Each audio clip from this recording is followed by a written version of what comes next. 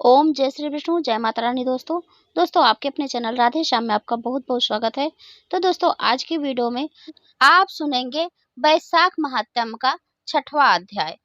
और दोस्तों धार्मिक मान्यताओं के अनुसार दो तरह के लोग होते हैं इस दुनिया में, एक आस्तिक और दूसरे नास्तिक। अब देखा जाए तो नास्तिक होना भी तब तक बुरा नहीं है जब तक आप दूसरे के भावनाओं को ठेस नहीं पहुंचाते। लेकिन हाँ, आस्तिक लोगों की बात ही अलग होती है। आस्तिक लोगों में एक अलग ही प्रकार की शक्ति होती है जिसे कहा जाता है श्रद्धा और विश्वास की शक्ति। भले ही आप किसी भी ईश्वर को मानते हो या फिर किसी भी देवी देवता को मानते हो या किसी भी मजहब के हो, अगर आपके पास ईश्वर के विश्वास की ताकत है तो आप इस दुनिया के सबसे खुशहाल व्यक्ति हो सकते हैं।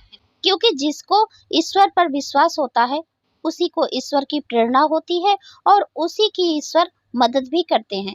तो चलिए एक छोटी सी कहानी से हम इसे समझने का प्रयास करते हैं। एक समय की बात है, एक महिला थी और वह ईश्वर पर बहुत ही भरोसा करती थी, बहुत ही विश्वास करती थी और वह गरीबी में जैसे तैसे करके अपना दिन काट रही थी। लेकिन कुछ परिस्थितियां ऐसे विकट बनी कि उसको काम भी नहीं मिल रहा था और अब तो उसे खाने को भी लाले पड़ने लगे। तब थक हार कर बुढ़िया ने रेडियो पर ईश्वर से मदद करने की गुहार लगाई कि ईश्वर मेरी सहायता करे। अब बात उस समय की थी जब रेडियो हुआ करते थे।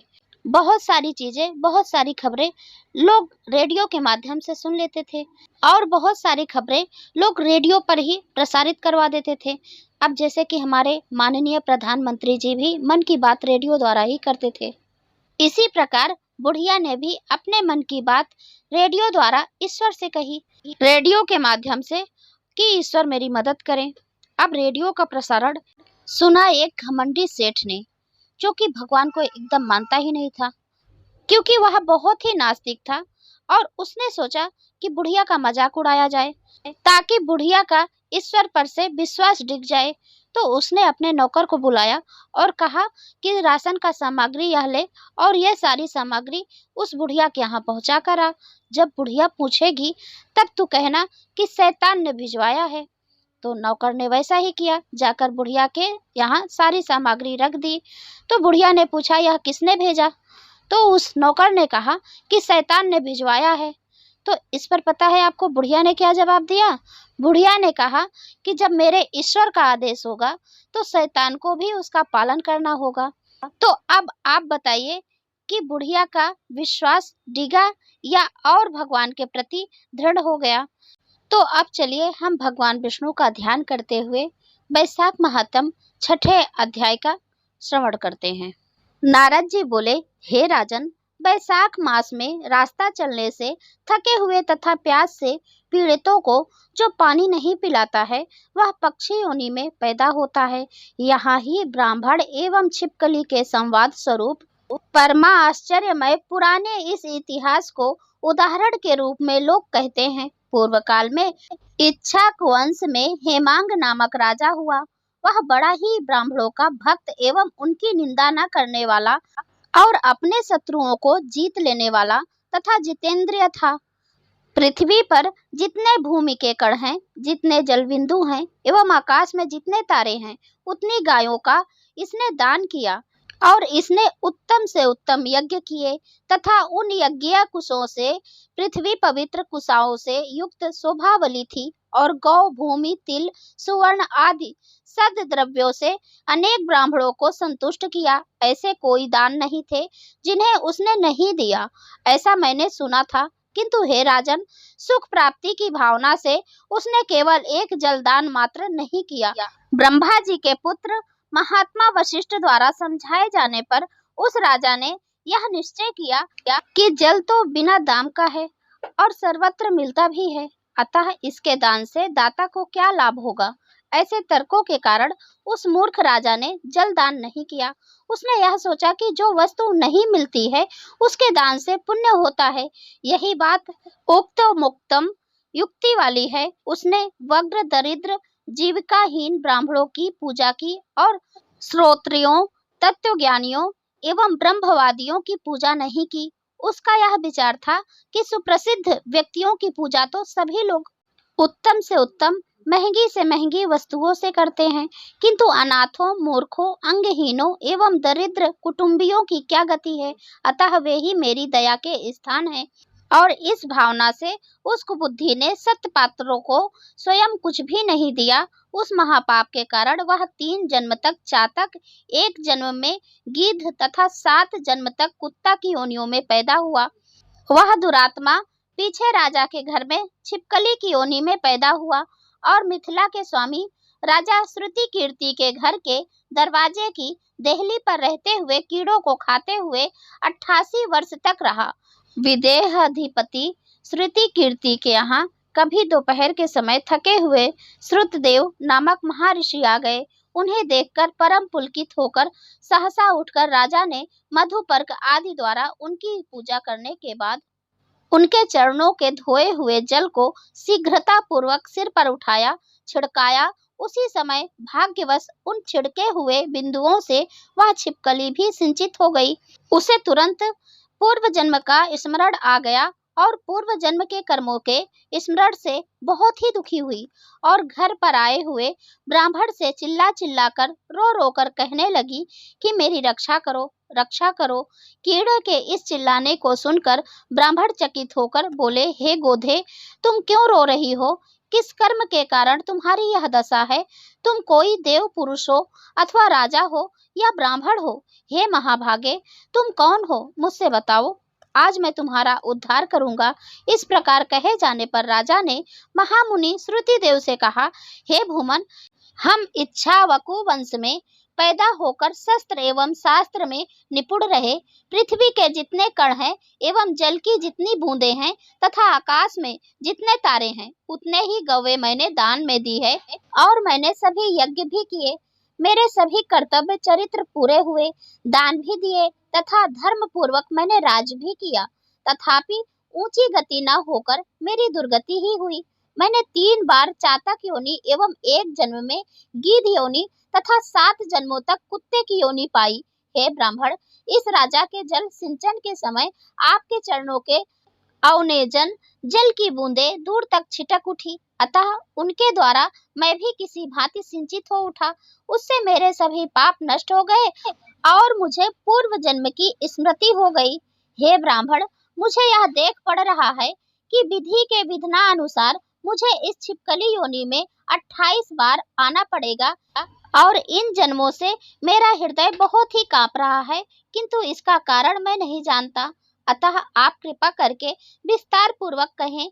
इस प्रकार कहने पर उन ब्राह्मण ने दिव्य दृष्टि से देखकर और जानकर कहा, हे राजन, मैं तुम्हारी बुरी योनियों का कारण कहता हूँ, सुनो। भगवान विष्णु के अत्यंत प्रिय वैशाख मास में तुमने जल दान नहीं दिया। जल सर्वत्र सुलभ है, यह मानकर तुमने यह निश्चय किया कि इसके दान में कोई महत्व नहीं है। अतः अज्ञानवश गर्मी के दिनों में भी ब्राह्मणों एवं पथिकों को नहीं दिया तथा सुयोग्य पात्र को दान न देकर अपात्रों अयोग्यों को दान दिया। जलती हुई आग को छोड़कर राख में हवन नहीं किया जाता है। हे पृथ्वीपते, कांटेदार वृक्ष की सेवा लोग नहीं करते, किंतु शास्त्रों में पूजा के लिए उनकी प्रशंसा है। वृक्षों में विशिष्ट होने के कारण पीपल पूजा के योग्य हो गया। तुलसी को छोड़कर भटकटैया की पूजा क्यों नहीं की जाती? किसी की भी अनाथता पूजा की प्रयोजिका नहीं हो सकती। पंगु आदि जो भी अनाथ हैं, वे केवल दया के पात्र हैं। तपोनिष्ठ, ज्ञाननिष्ठ एवं वेद शास्त्रों में निपुण व्यक्ति विष्णु स्वरूप होते हैं, अतः वे सदा पूजा के योग्य हैं, दूसरे कोई भी नहीं। उनमें भी विष्णु भगवान के सदा एवं अत्यंत प्रिय ज्ञानी हैं। और हे राजन, ज्ञानियों को सदा भगवान विष्णु ही प्रिय हैं, अन्य कुछ या कोई नहीं। इसलिए ज्ञानी पुरुष सदा पूजा के योग्य हैं और वह पूज्यों में अधिक पूज्य कहा गया है।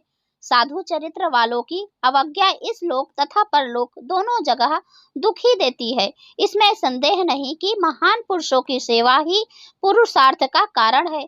जिस प्रकार अंधे करोड़ों क्यों ना हो, रास्ता नहीं देख पाते या दिखा भी नहीं सकते, उसी प्रकार 10,000 मूर्खों की संगति कार्य सिद्धि नहीं करा सकती।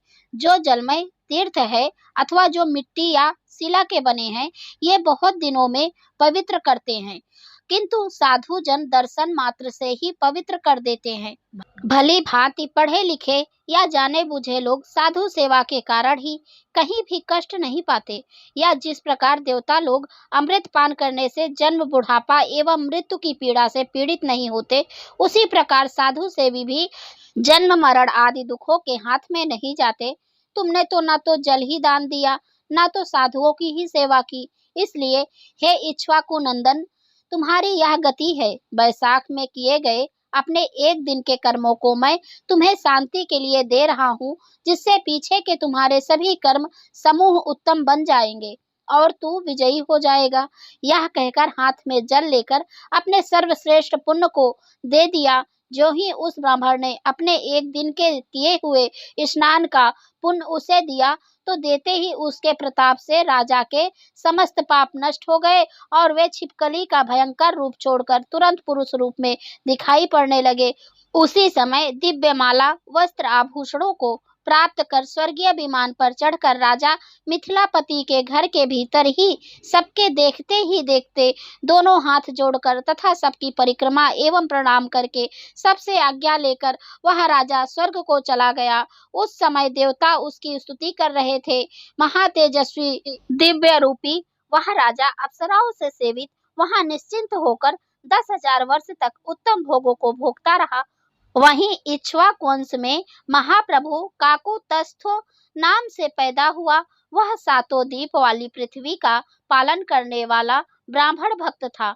वह इंद्र का मित्र एवं भगवान विष्णु का साक्षात अंश स्वरूप महाप्रभु ही था। महर्षि वशिष्ठ द्वारा पूर्ण ज्ञान कराए जाने पर उसने वैशाख मास में बतलाए गए उत्तम समस्त धर्मों को विधि पूर्वक किया। तदंतर समस्त पापों से मुक्त होकर और दिव्य ज्ञान भली भांति प्राप्त करके भगवान विष्णु की सायुज्य मुक्ति प्राप्त की। वैशाख मास कल्याणकारक मास है, इसलिए सभी सत्पुरुषों ने इसकी उपासना की है। यह नियम पूर्वक रहने से आयु, कीर्ति एवं पुष्टि प्रदान करता है और बड़े से बड़े पापों का नाश करता है। पुरुषार्थों का आदि कारण यही है। इसमें संदेह नहीं कि भगवान विष्णु इससे प्रसन्न रहते हैं या होते हैं।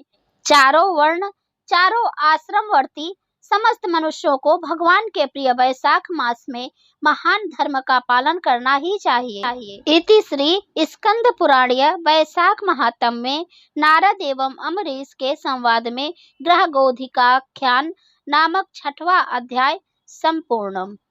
तो अब हम आरती करते हैं। ओम जय जगदीश हरे, स्वामी जय जगदीश हरे।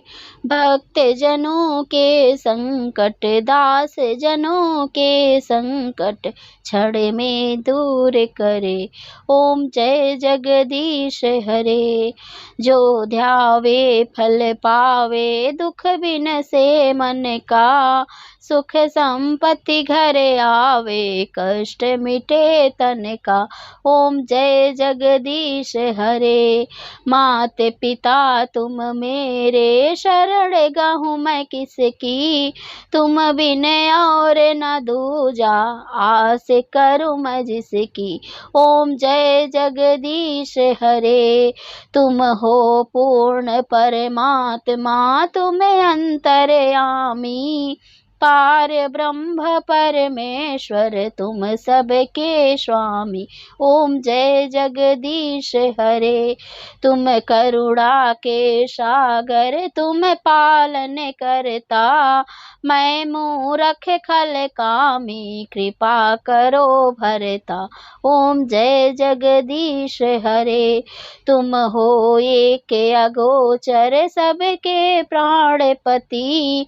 किस विधि मिलूं दया मैं, तुमको मैं कुमति। ओम जय जगदीश हरे। दीन बंधु दुख हरता, तुम ठाकुर मेरे। स्वामी तुम रक्षक मेरे। अपने हाथ बढ़ाओ, करुणा हस्त बढ़ाओ। द्वारे पड़ा तेरे। ओम जय जगदीश हरे। विषय विकार मिटाओ पाप हरो देवा। स्वामी कष्ट हरो देवा। श्रद्धा भक्ति बढ़ाओ संतन की सेवा। ओम जय जगदीश हरे। ओम जय जगदीश हरे। स्वामी जय जगदीश हरे। एक बार प्रेम से बोलिए भगवान श्री विष्णु की जय। तुलसी महारानी नमो नमो। हरि की पटरानी नमो नमो। धन तुलसी पूर्ण तप कीनो। सालिग्राम की बनी पटरानी नमो नमो। हरि की पटरानी नमो नमो। तुलसा महारानी नमो नमो। जाके पत्र मंजरी कोमल। श्रीपति कमल लपटानी नमो नमो। हरि की पटरानी नमो नमो। धूप दीप नैवेद्य आरती। पुष्पन की वर्षा बरसानी नमो नमो। हरि की पटरानी नमो नमो। तुलसा महारानी नमो नमो। हरि की पटरानी नमो नमो। 56 भोग 3600 व्यंजन। बिन तुलसी हरि एक न मानी नमो नमो। हरि की पटरानी नमो नमो। तुलसा महारानी नमो नमो। सभी सखी मैया तेरो यश गावे। भक्ति दान दी जय महारानी नमो नमो। हरि की पटरानी नमो नमो। तुलसा महारानी नमो नमो। एक बार प्रेम से बोलिए भगवान श्री विष्णु की जय, माता लक्ष्मी की जय, तुलसी माता की जय। दोस्तों वीडियो अच्छा लगा हो तो लाइक कीजिए। अब मैं मिलती हूँ अगले वीडियो में, तब तक के लिए राधे राधे।